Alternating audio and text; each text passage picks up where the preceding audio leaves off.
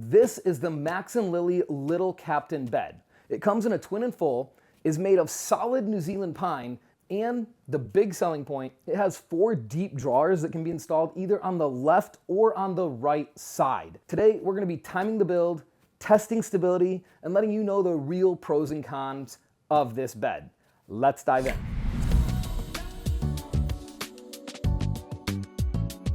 So this thing comes in 2 boxes depending on if you also buy the mattress. If you get the mattress, you get the second box. And I'm gonna warn you now, this thing is heavy. You definitely want 2 people to lift this. I actually had help bringing this in here because there was no way I was gonna move it myself. I'm gonna be doing the majority of this build myself, probably like many of you dads out there. So keep that in mind with our build time, because if you have a second person, it's probably gonna go quite a bit quicker. Oh, it's styrofoam. Got your instructions. 4 of these guys, 4 of these guys, 4 of these guys, 1 set of slats, all of this, whatever it is, boom, this guy. Of course I know what all this stuff is. I will say the paint job on this is really, really nice, actually. I'm pretty dang impressed with that already. Now, one thing we will be using today is the hardware box here provided. We wanted to give you an idea of how this would work without any tools at all. Of course, you got tools. You know that's gonna save a lot of time. And you have tools, don't you? There are a lot of pieces in here. This 90-minute estimate, we'll see. Of course, I am recording. That does add a little bit of time. And we're almost to the bottom of this box now. We're really getting to the final pieces.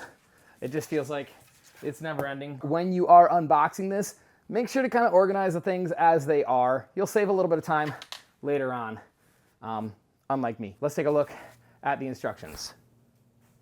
That was supposed to be cooler. So you've got your parts list. Make sure that you've got everything that you need there, kind of going over what that build overall is gonna look like. I hope they give us a rubber mallet because that is what we need in step 1.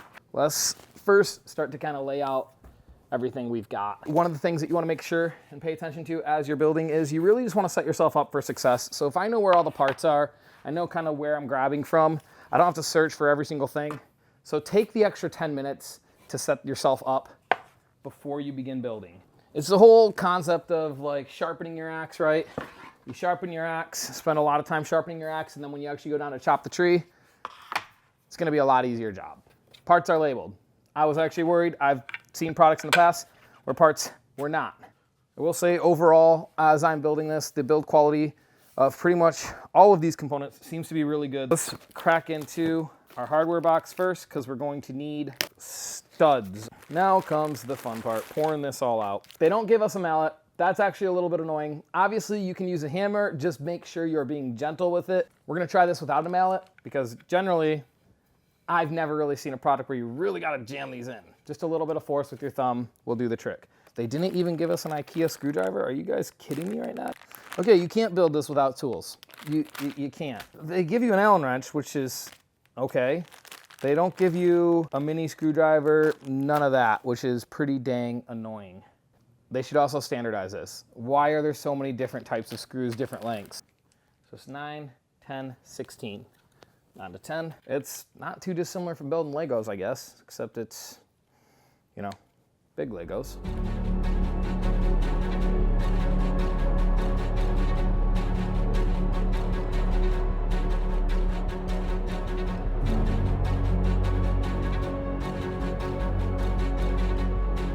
So we've got our 2 parts that we just finished building. Now we get to the fun part where everything comes together a heck of a lot faster than it has up to this point.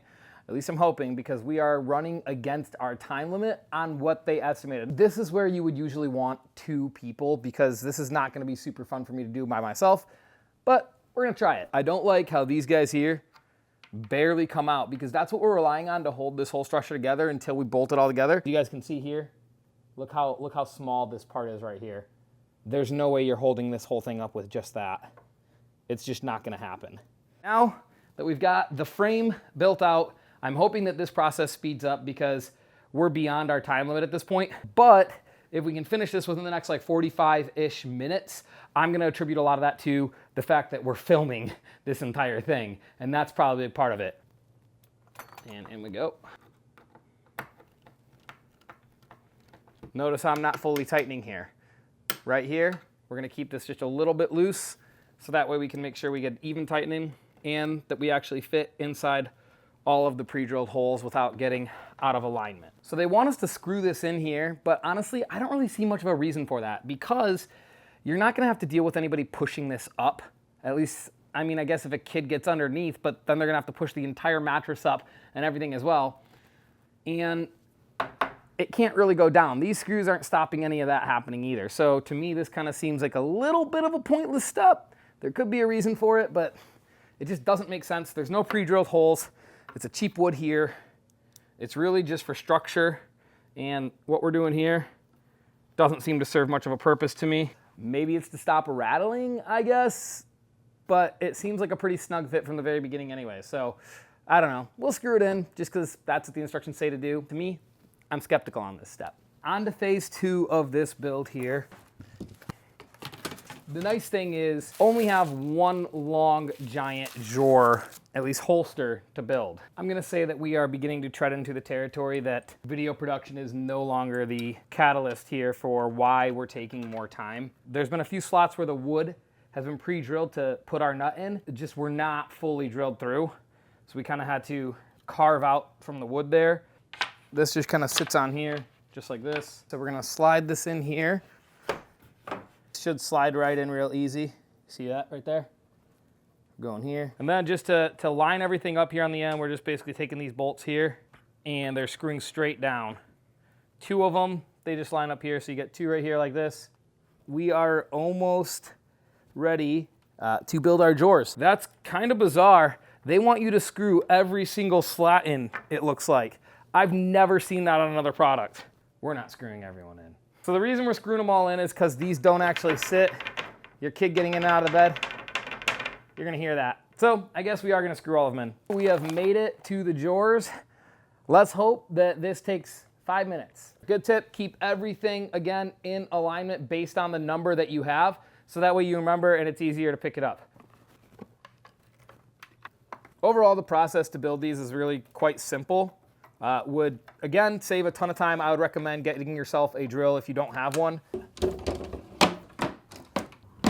All right, now that we've got this guy built, let's go ahead and talk about this guy right here, and then we can get back to the durability and let you know what our thoughts are on this bed. But first, we got a mattress to unbox.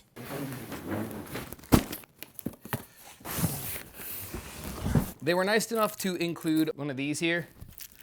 This makes unboxing a mattress infinitely easier because it protects the mattress from getting damaged right along here, and it also has a nice razor in here to get rid of all this. So instead of unwrapping a million times, all you gotta do, boom, boom, boom. A lot of times, these things inflate super freaking fast when you cut them open like that. Good on you, Max and Lily, for not giving us a mattress that becomes life-threatening when you open it.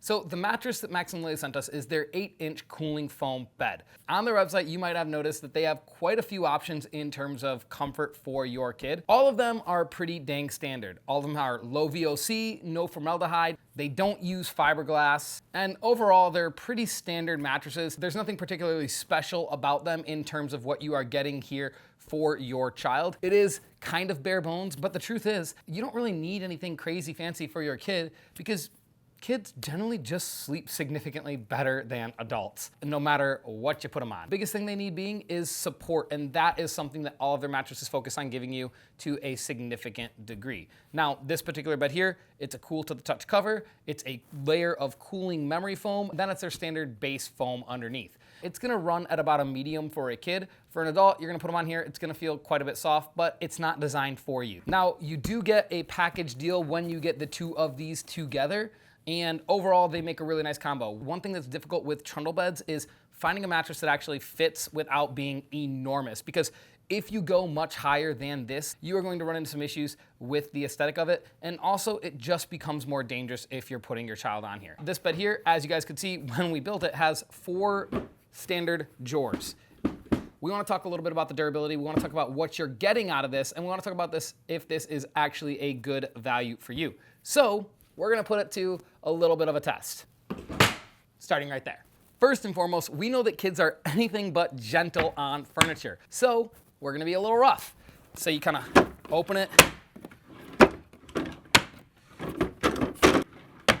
There's a nice glide to it overall. It's pretty easy to open and close. If you guys couldn't tell, I was slamming this thing back. I was kind of ripping it out. The only thing that happened is the back wheel popped off here at the end. It didn't break or anything like that. It really just did one of these. And it's fine. I can put it right back in. Open and close test, thing definitely passes. Obviously, this is pretty brand new, right? But I can be pretty dang rough here, and I don't really need to worry about anything. The most commonly broken part of children's furniture is the handle. You don't have that here. You actually just have these nice little ledges that make it easier to grab in, grab out, and your kid is not gonna rip that thing off, or even worse, use it to really climb. Now, they can put their little feet here. That definitely could be a little bit of a risk, but I'm a lot bigger than a kid. So let's go ahead and try if you're me. So of course, that looked pretty awkward, but I did put all of my weight onto this as I climbed, and when the drawer is shut, no problem at all. What happens though when I do this when the drawer is more open? So we're gonna open this bottom drawer most of the way. Yeah, I'm not too confident. I'm a much bigger guy.